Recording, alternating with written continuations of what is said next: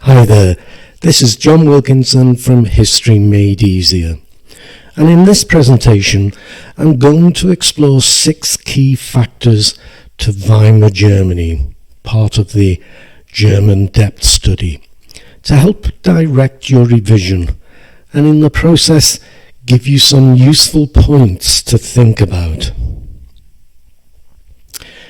I begin with Germany in defeat. I think there are 3 very important things to point out about the immediate aftermath to Germany's defeat.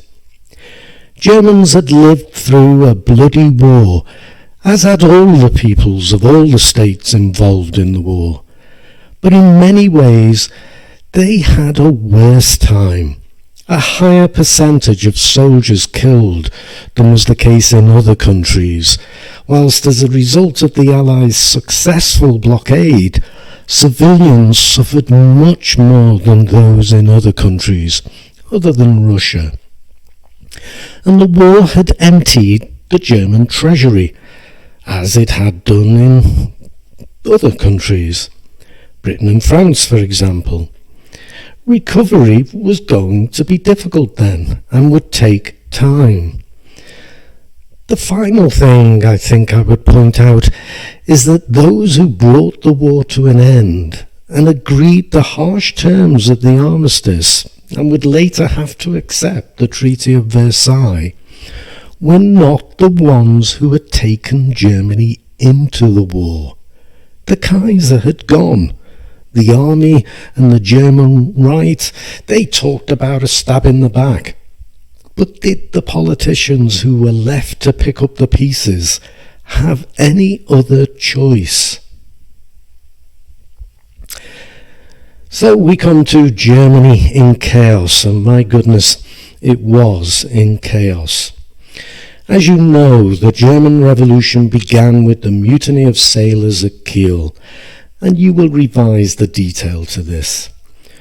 But if it was an isolated case, it might not have been so important. But the sailors' protests spread rapidly, with military rebellions, strikes, and workers' and soldiers' councils established across Germany. Still, the thing to remember is that it was a nationwide revolt rather than a revolution, even though its consequences were revolutionary. The abdication of the Kaiser and the declaration of a republic that would be headed by Friedrich Ebert as Chancellor, as he was the leader of the Social Democrats, who were the largest party in the Reichstag that was elected before the war.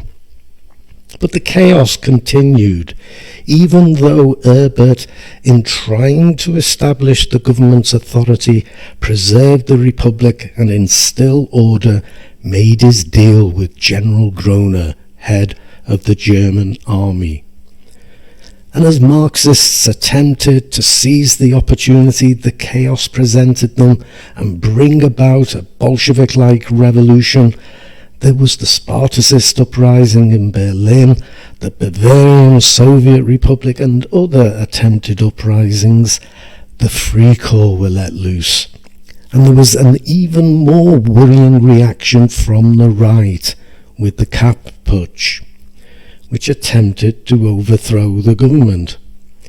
And if you want a tip as to how to make your work more authoritative, include a reference to the number of political murders committed mostly by the right, and how so few of them reached the courts, and of those that did, how light the sentences were.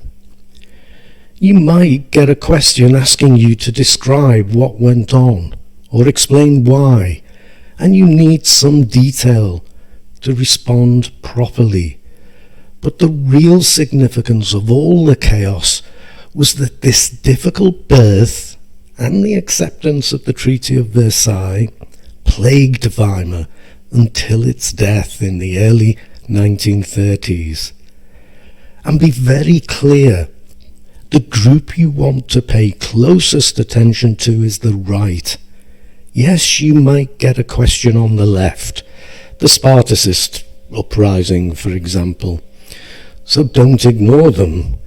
But it is the right and its rejection of defeat, the Republic and the Weimar Constitution, and more than anything its rejection of the Treaty of Versailles, that would make Weimar unworkable and would eventually lead to Hitler as Chancellor.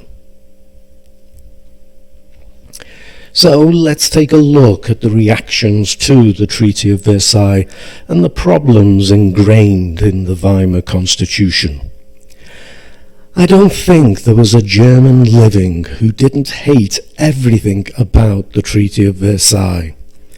But the right, the traditional German elite, and the new breed of German nationalists spawned in the trenches, and that's an important thing to think about, took it to another level. The Treaty of Shame, as they dubbed it, seeing the whole process as a stab in the back for the German army and the German people. They called all those who had agreed to the treaty and the armistice that preceded it the November criminals. Of course, you know all this stuff. Excuse me. But it's how you make use of it that will determine your grade. They made it impossible for the Weimar Republic to shake off its association with the treaty. As for the Weimar Constitution, it was problematic in two diametrically opposite ways. It was actually too democratic, and at the same time gave a pathway to authoritarian government. In a country coming to terms with the defeat and the cost of that defeat, it needed stable government. And proportional representation in the way it widened representation in the Reichstag made this impossible. The traditional elite of Germany, and the new right, if I can call them that, hated the Weimar Constitution almost as much as they hated the Treaty of Versailles. And PR meant that they always had a presence and a voice in the Reichstag. What was more dangerous, though, was the power the Constitution gave to the President, able to appoint and dismiss the Chancellor and the government if he chose to do so, and the powers enshrined in Article 48, allowing for rule by decree, because it's here that we see the pathway to authoritarian rule. Now, 1923 is a crucially important year. That 1923 was a result of the Treaty of Versailles is obvious. Its direct cause was Germany's non-payment of reparations, but it's also linked to the territory that Germany had lost, which meant farmland, factories and mines, and it also meant that Germany lost people, which meant workers, consumers and taxpayers, all of which made it harder for Germany to pay those reparations. And of course, the treaty had reduced its army so much it couldn't respond, even if it had been ordered to. All these links you should make. Instead, the government ordered passive resistance, and that only made a bad situation much worse. Be ready to explain why. Inflation was already high before 1923, but now it rocketed. What it did to almost all Germans, but particularly the middle class and to pensioners, was catastrophic. There is a lot of detail you can use, data or examples of the human cost. But don't forget to consider the damage it did to Weimar too. The government was blamed for what had happened. Even Stresemann, who resolved the problem and brought Germany back from the brink of total collapse, he was blamed for the way he did so, at least by the right. And of course, 1923 ended with the Munich beer hall putsch. It was Hitler's first bid for power. It failed miserably, embarrassingly, yet ended in a personal triumph for Hitler. Nevertheless, it had dire short-term consequences for the Nazi Party, though its long-term consequences would be very positive for them.